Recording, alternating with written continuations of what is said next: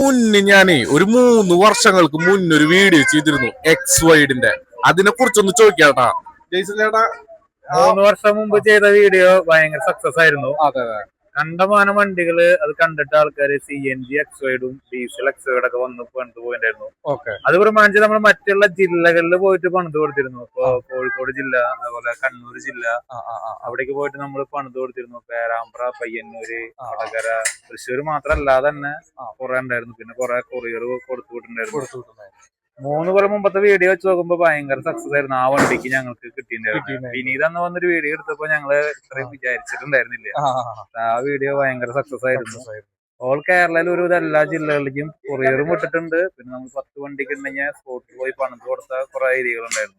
പ്രത്യേകിച്ച് കോഴിക്കോട് ജില്ലയില് കണ്ടമാനം വണ്ടികൾ ഞങ്ങൾ തൃശ്ശൂരിൽ നിന്ന് പോയിട്ട് പണിത് കൊടുത്തിട്ടുണ്ട്. CNG വണ്ടികൾ ഒരു 10 വണ്ടി 15 വണ്ടിക്കാകുമ്പോ അവിടെ പോയി ചെന്ന് പണിത് കൊടുത്ത് കോഴിക്കോട്, കണ്ണൂര്, പയ്യന്നൂര് ആ ഏരിയയിലൊക്കെ കണ്ടമാനം വണ്ടി ഇത് എന്റെ ഇലക്ട്രിക് വണ്ടിയിൽ വന്നിട്ടുള്ള ഈ മോഡല് വന്നിട്ടുള്ള ഫസ്റ്റ് വർക്കാണ്.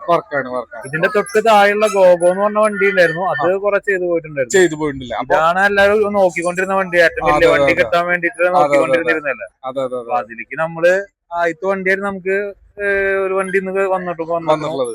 ഇതിപ്പോ പുത്തൻ വണ്ടി മേടിച്ച് ഓടിക്കുമ്പോ ശരിക്കും ഇതിന്റെ ഉള്ളിൽ ഇരിക്കണ യാത്രക്കാർ ഭയങ്കര ഹെവി സ്പ്രിങ്, ഹെവി ഷോക്ക് ഒബ്സറാണ്. അതെന്താ കഴിഞ്ഞത് ഇതിന്റെ കാർഗോന്ന് വരുന്ന അതേ സെയിം സ്പ്രിങ്ങും സെയിം ഷോക്ക് ഒബ്സറിനാണ് പാസഞ്ചർ വണ്ടിക്കും കമ്പനിക്കാര് വെച്ചിട്ടുള്ളത്. നമ്മുടെ നാട്ടില് 3-4 വെച്ച് ഓടിക്കുന്നതിന് ഇത് നടക്കില്ല. അതിന് ആക്ഷൻ ഉണ്ടെങ്കിൽ തന്നെയാണ് ഇവിടെ മെക്കാടൻ ടാറിങ്ങിലല്ല നമ്മൾ അതായത് സാധാരണ ടാറിങ്ങിലേക്ക് ഇറങ്ങുമ്പോഴാണ് ഹൈവേയില് പോകുമ്പോ നമ്മൾ ഇതിനെ പറ്റി അറിയില്ല.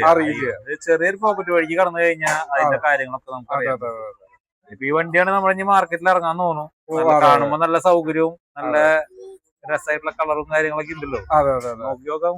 അതെ, അപ്പൊ ഇതില് നമ്പറും കാര്യങ്ങളൊക്കെ ഞാൻ താഴെ കൊടുക്കുന്നുണ്ട്.